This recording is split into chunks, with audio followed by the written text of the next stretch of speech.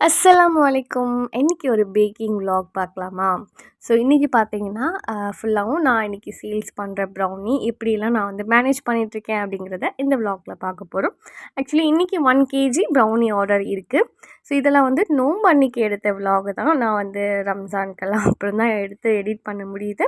Because voice கொடுக்கறதுக்கு எனக்கு time இல்லை.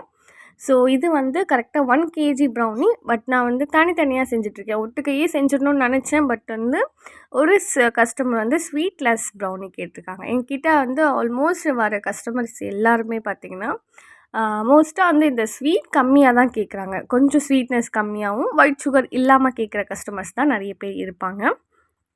ஸோ அதனால் எனக்கு வந்து கொஞ்சம் கன்ஃப்யூஸ் ஆகிடக்கூடாதுன்ட்டு நான் எப்போவுமே என்னோடய டைரி அந்த குக்கிங் எழுதி வச்சுருப்பேன் இல்லையா?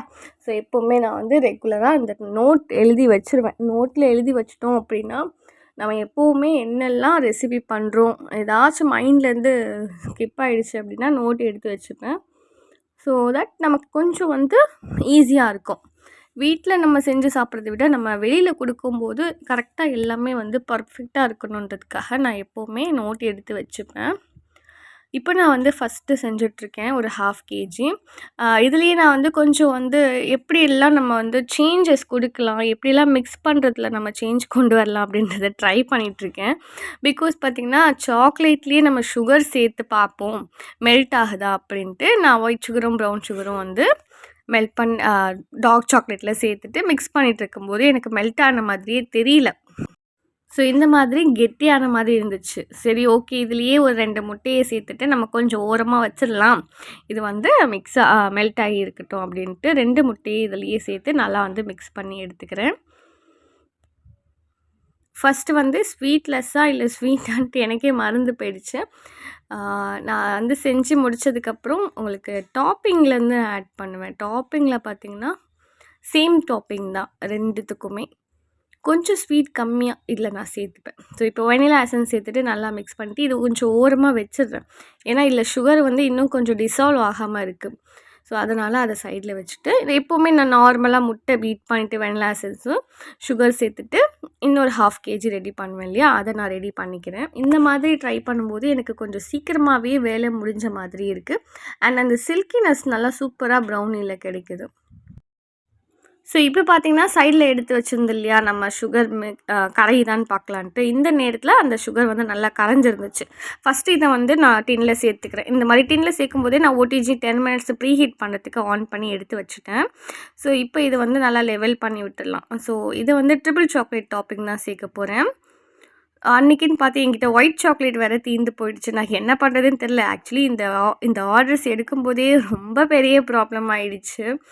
எடுக்கலாமா வேண்டாமா வேண்டான்னு கால் பண்ணி சொல்லிவிட்டேன். மறுபடியும் சரி பண்ணுறேன்னு சொல்லிவிட்டு கஸ்டமரை நான் ரொம்ப தொல்லை பண்ணிட்டேன். பிகாஸ் அன்றைக்கி வந்து வீட்டில் நிறைய பொருள் இல்லை. அண்டு கொஞ்சம் மூடும் ஸ்பாயில் இருந்துச்சு.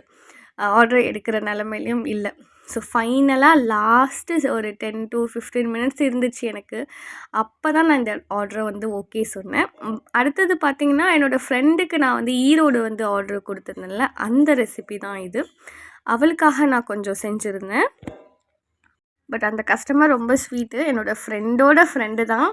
இருந்தாலும் பார்த்திங்கன்னா நான் அவங்களுக்கு கொடுக்குறேன், கொடுக்க மாட்டேன், வேணும் வேண்டாம் அப்படின்ட்டு ஆர்டரை போட்டு ரொம்ப கன்ஃப்யூஸ் பண்ணிட்டேன். இது வரைக்கும் நான் அந்த மாதிரி பண்ணதே கிடையாது. கொஞ்சம் சிச்சுவேஷன் அப்படி இருந்ததுனால கொஞ்சம் மூட் அப்செட்டாக இருந்துச்சு.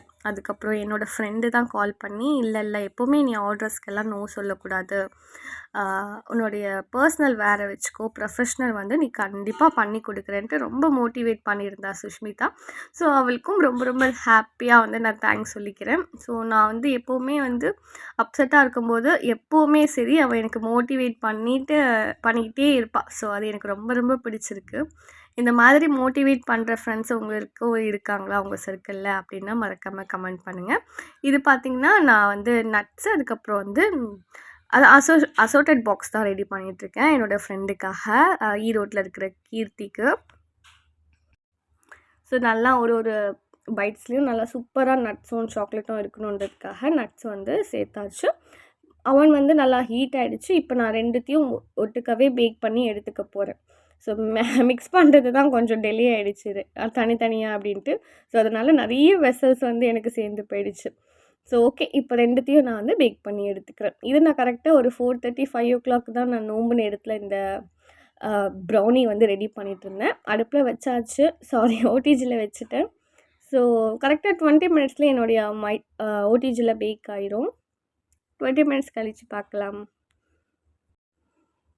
ஸோ இதெல்லாம் பண்ணி முடிக்கிறதுக்குள்ள பாப்பாவும் பார்த்தீங்கன்னா, சமத்தா வந்து தூங்கிட்டு இருந்தா அன்னைக்குன்னு பார்த்து, எல்லாரும் நோன்பு திறக்கிறதுக்காக மசூதிக்கு போயிருந்தாங்க. ஸோ அந்த கேப்பில கொஞ்ச நேரம் ஆற வச்சுட்டேன் கட் பண்ணி. இப்போ நான் எப்படி பேக்கிங் பண்ணுறேன் அப்படிங்கிறத பார்த்துடலாம்.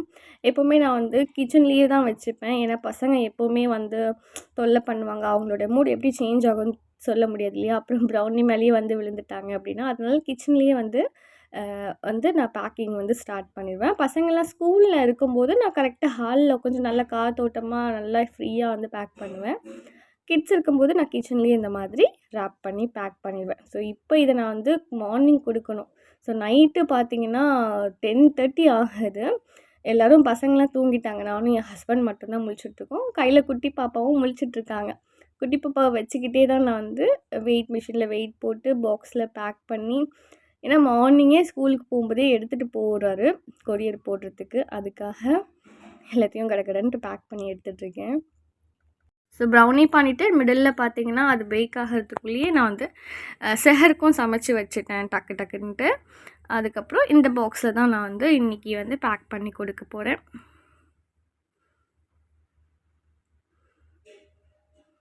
ஸோ இது வந்து 250 கிராம் வந்து கேட்டிருந்தாங்க. இங்கே தான் பாடி சரவணா ஸ்டோரில். ஸோ இது பேக் பண்ணி கொடுத்தாச்சு. அதுக்கப்புறம் வந்து அசோட்டட் வந்து 1/2 kg. ஸோ அது வந்து பேக் பண்ணி எடுத்துக்கிறேன். ஸோ இந்த மாதிரி தான் கரெக்டாக ஒரு 11:30 ஆயிடுச்சு தூங்குறதுக்கு. ஸோ இப்படி தான் என்னுடைய அந்த பேக்கிங் விலாக் போச்சு. ஸோ உங்களுக்கும் இதே மாதிரி எம்மியான ப்ரௌனிலாம் வேணும் அப்படின்னா ஸ்க்ரீனில் தெரியுற நம்பருக்கு வாட்ஸ்அப் பண்ணி உங்களுடைய ஆர்டர் ப்ளேஸ் பண்ணிக்கோங்க. இதே மாதிரி நிறைய இன்ட்ரெஸ்டிங்கான பேக்கிங் விலாக் பார்க்கலாம். பேக்கிங் பற்றின எந்த டவுட்டாக இருந்தாலும் கமெண்ட் செக்ஷனில் கமெண்ட் பண்ணுங்கள். வேறு ஒரு வீடியோவில் பார்க்கலாம். பாய் பாய்.